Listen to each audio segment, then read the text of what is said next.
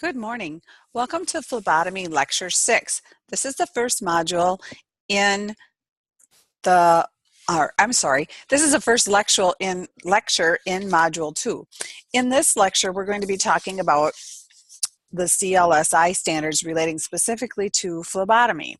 So we're going to talk about the standards for patient registration. We're going to talk about test requisition requirements, and we're going to define some abbreviations and terminology. Then we're going to discuss the flow of patient samples from specimen collection to the patient registration step to the final sample transport step. So all the flow relating to registration and sample transport.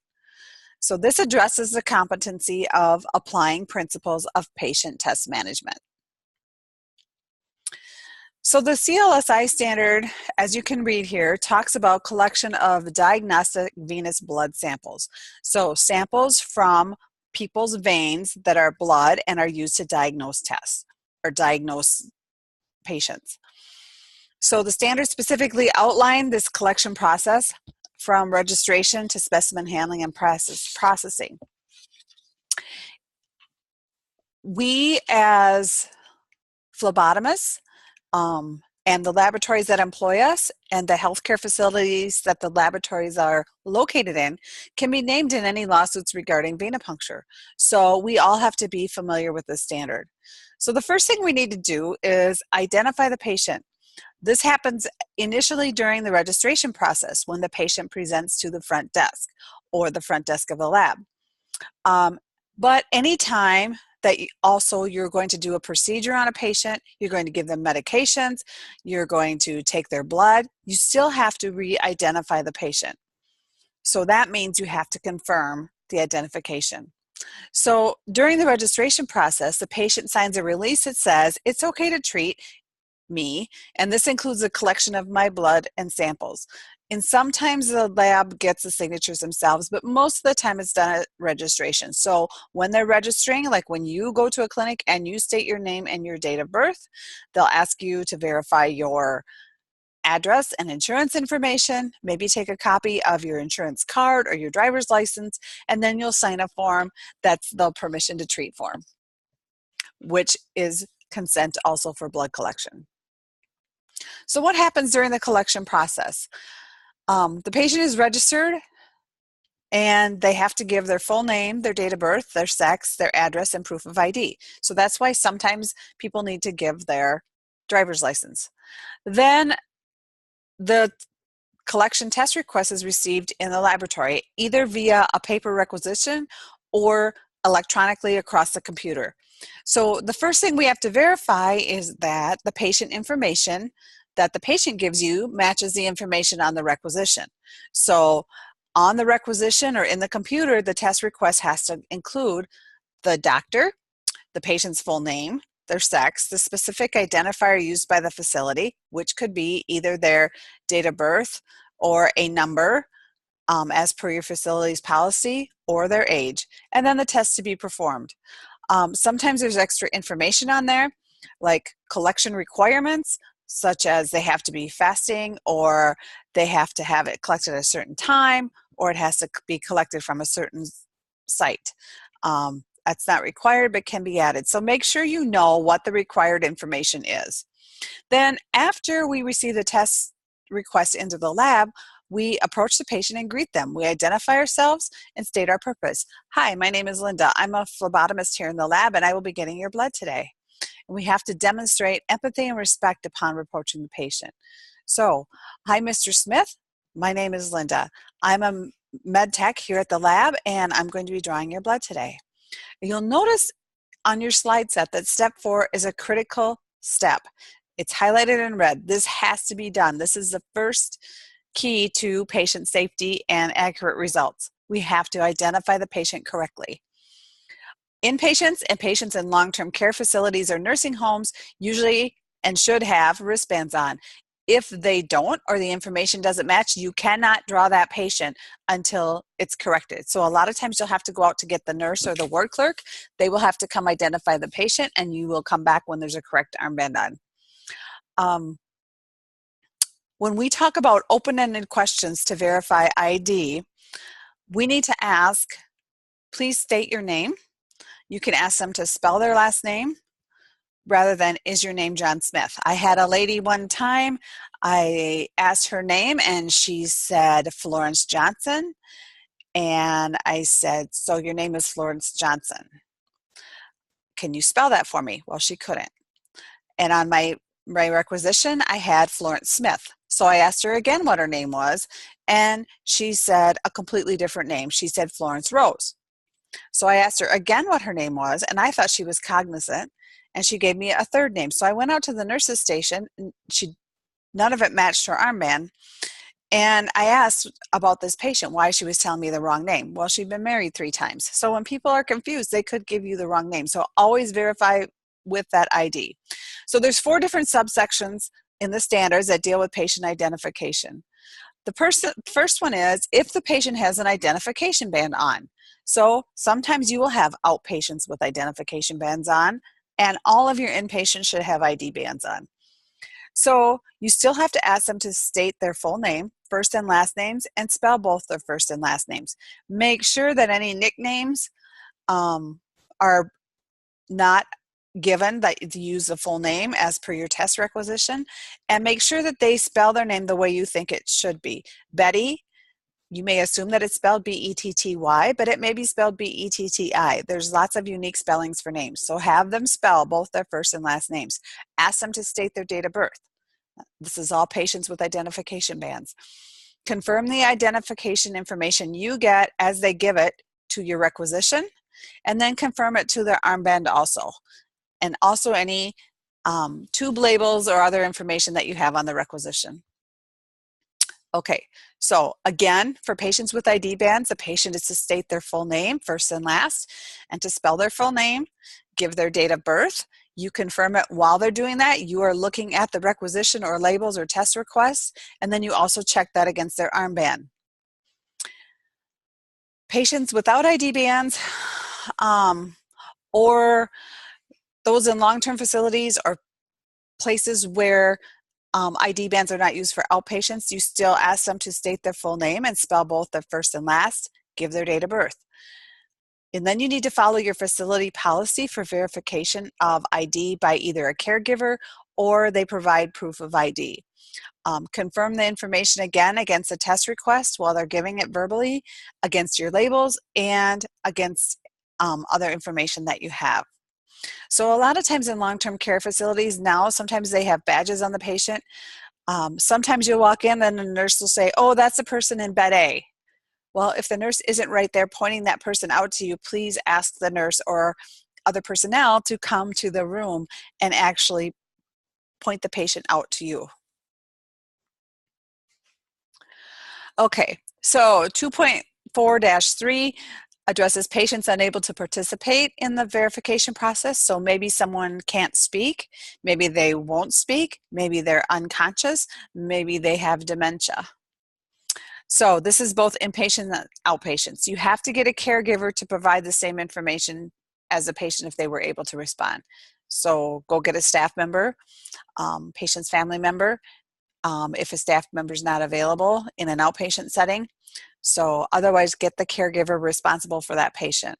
State the first and last name, spell both, and the patient's date of birth, confirm it again, and then the key step that's different is you need to document the individual who verified on the test request form. So if it's a doctor, give their name. If it's a nurse, give their name. Make sure you're documenting that.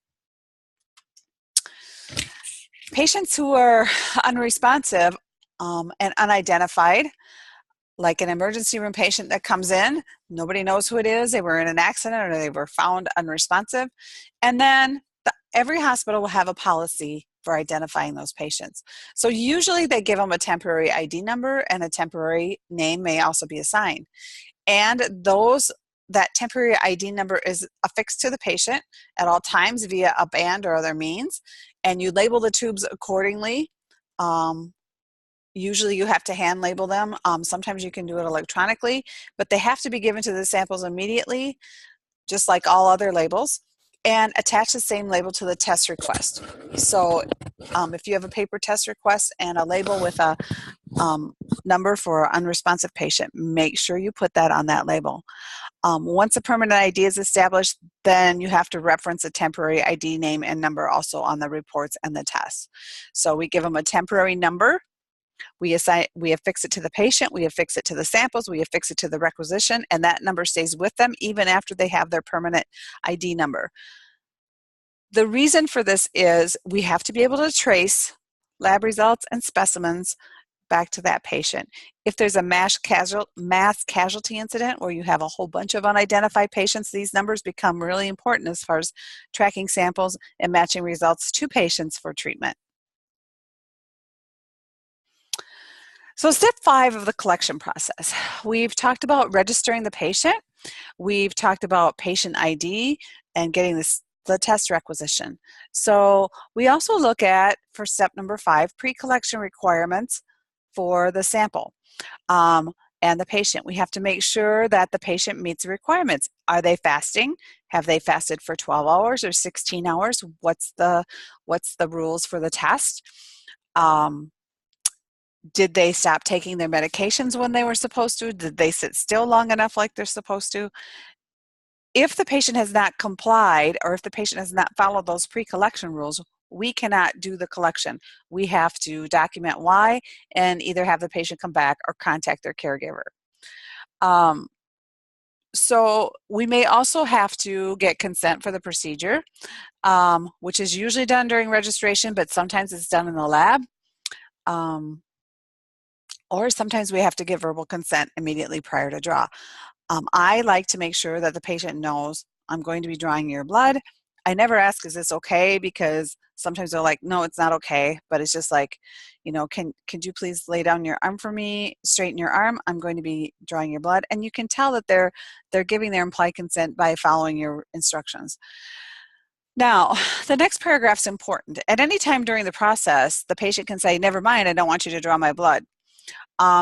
When that happens, you have to discontinue collection in a safe manner and document patient refusal or withdrawal of consent. Sometimes people will be halfway through and decide, you know what, no, I changed my mind. So we document the refusal. We don't argue with the patient. We don't force the patient to have their blood drawn. We document the refusal, withdrawal of consent, and we let the physician or the caregiver or the nurse know via the medical record. Sometimes, in some cases, they'll send in a staff member or the nurse to talk to the patient, or the doctor will talk to the patient, and then you're allowed to go back in and recollect. Sometimes it's just a flat-out refusal. Sometimes at end of life, a patient's incoherent and the family may ask for refusal of blood collections, and you need to get nursing involved and so that they know of that process. Now, step number 6. So you've registered the patient, you've greeted the patient, you've looked over the requisition, the patient has met the pre-collection requirements, you have their consent. So then you need to sanitize your hands. Soap and water are the most highly recommended. Hand sanitizers are also acceptable for use. Step number 7, you kind of assess the patient. Well, and the way that we do that is look the patient over, greet the patient, talk to the patient, make sure they're making eye contact and understanding. Ask the patient, have you had your blood drawn before? Do you prefer which arm do you prefer? Have there been any complications with blood collection before? Do they have an easy time getting your blood? And we will practice all of this in our skills lab. Step number 8 is positioning the patient. Always keep in mind the possibility that the patient could faint. So on our chairs, we want to make sure we have the bar across. If the patient says to you, I'm a fainter, I can get through it, but I always faint, they have better luck if they lay me down. Find a cot and lay the patient down. So you can lay them down or sit them back in a recliner. You have to communicate with the patient and assess what potentially could happen. It is your responsibility to keep that patient safe and to manage any issues with that patient as far as fainting, not the patient's responsibility. So you have to make sure you ask, do you have any issues with blood draws? Is there one arm that's better than the other? Is there anything I should know prior to the collection, etc. So during step number 9, the specimen is actually collected. So you can see there are a lot of steps. before you get to specimen collection. So the standards address the step in more subcategories. So we gather the supplies, we select the site, we select the vein, we apply the vein and apply the tourniquet and assess the vein. Once the site's selected, then the actual specific supplies for that person we're going to use. And at this point, the tourniquet's applied and the vein is selected. Then once you select the site, you release that tourniquet because you may have to go get smaller needles, more tubes, whatever you need to get. So once you look at the arm, you're going to know if you can use a regular size needle or if you need to go to a butterfly or a smaller needle or a capillary stick. So the gloves are done then after that. I like to don the gloves prior to assessing the vein. Then you're feeling it with the glove on. The venipuncture site is cleansed. You put the tourniquet back on. Then you insert the needle and obtain the blood. So step number 10 is a critical step. The samples are labeled immediately after phlebotomy. They must be labeled in the presence of the patient. Okay, you have to have at least their first and last name, a patient-specific identifier, collection time and date, and initials. The patient-specific identifier is either their date of birth or their medical record number or other number according to your facility. Some places also add the specimen number. So not only do patients have numbers, specimens may have numbers also that stay with that sample. Then after you withdraw the needle, you do post-venipuncture care, assess the patient, give instructions on how to care for the venipuncture site, make sure the bleeding has ceased, and check for hematomas. We will talk about all of that in lab. Step number 12 is handling the sample appropriately per lab policies. It needs to be transported to the lab in a timely manner and under proper conditions. There are some samples that have to be in the dark, there are some samples that have to be cooled, and there are some samples that have to be kept warm. So make sure you know your sample requirements for the test that you're doing. So switching gears a little bit, I want to do a couple definitions for some technology terms. The electronic medical records, EMR is electronic medical records. They're just like the old paper charts in the clinician's office, except they're on computers. So in one place, they have the medical and treatment history, including all the lab tests, all the x-ray reports, all the physician's assessments, all the nursing assessments. And EMRs are nice because clinicians or doctors or nurse practitioners can track the data over time.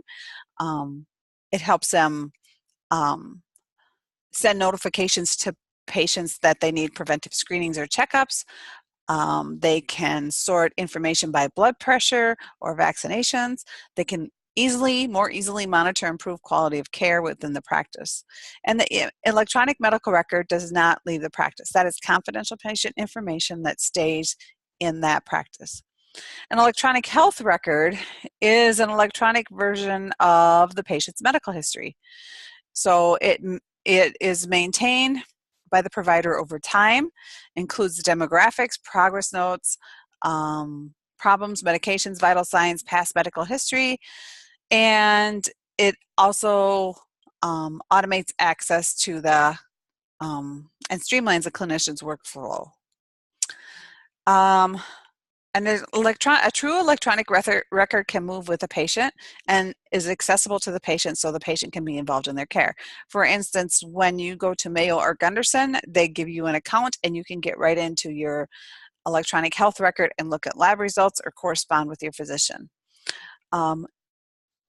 And another term that you'll need to know is LIS, which is Laboratory Information System, and that talks to or interfaces with the organization's EMR and sends the lab results right to the medical record. Sometimes it's a different vendor or company from the EMR. Sometimes it's the same company. So this is the part that the laboratory information system is the part that allows you to receive test requests and allows us to report out test results. We can usually access the LIS from multiple workstations, so different computers within the lab. If it's a very, very small lab or a clinic lab, they may only have one station for computer access, but most places have at least two, if not more. So because of the laboratory information system, the phlebotomist isn't always centered in the lab. The phlebotomy station can be on different floors than the lab. So you can read here the things that you're supposed to be able to do from the laboratory information system. So you can check the patient's registration, verify patient information, and then view the test requests. So that's really nice because remember that whole process before of specimen collection had a whole pre-analytical or pre-collection phase of patient identification. You can also look for test information or collection requirements, and then you would enter the time the specimen was collected and received. You can track turnaround times, so when was it collected to when was the result done. You can document patient refusal and other patient information notes regarding the collection process. The laboratory information system also generates specimen labels, which are usually barcoded.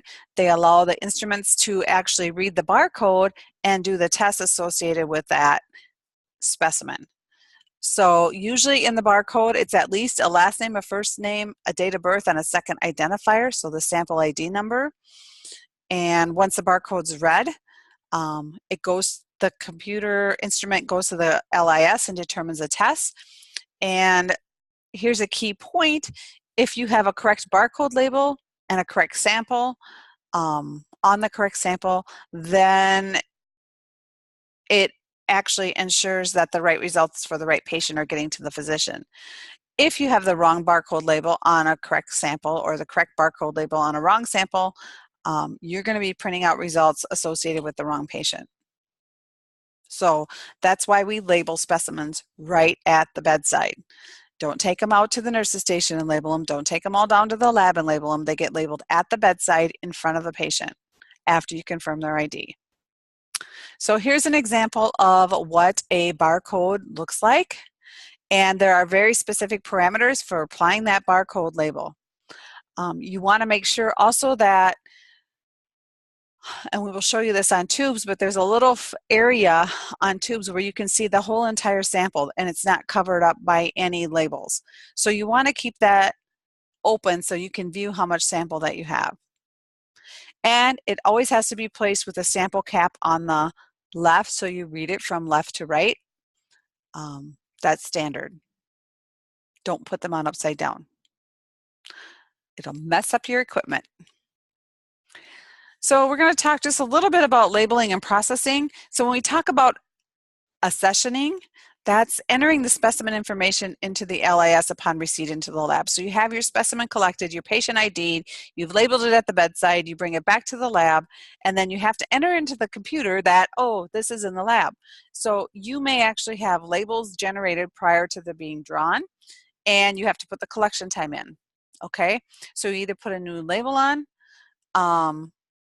and not cover the first label, or you may handwrite the time on the specimen. You should actually include your initials and the date if different than the pre-printed label, and the date and time, I'm sorry. So the CLSI has a standard called Auto 12, which talks about barcodes in addition to actually other specimen labeling requirements. Joint Commission requires, healthcare organizations and labs to make sure you have at least 2 identifiers. And the College of American Pathologists also says they have to be labeled with 2 patient-specific identifiers. So 2 patient-specific identifiers, name, date of birth, name, medical record number, date of birth, but they have to be specific to that patient. Remember, in communities, it's not infrequent for patients to have the same name. So we have to make sure we have the second identifier on there. Okay, so barcoding has actually been identified as a best practice for reducing specimen identification errors. So That is something that will never go away. Handwritten labels, and you'll see this in lab when you start handwriting labels, sometimes are difficult to read. Sometimes people forget information on there. So barcoding is really the best way to do this. So go ahead and read further on technology and patient safety, but know that over 160,000 adverse events or events with potentially patient harm occur every year in the United States because of misidentified specimens. Labels on the wrong tube, wrong patients drawn, patients not identified. This is, I cannot stress enough how important patient identification is. So please do some more reading on this if you'd like, but please understand and apply these standards and guidelines every time that you draw blood. I'll see you in lecture 7.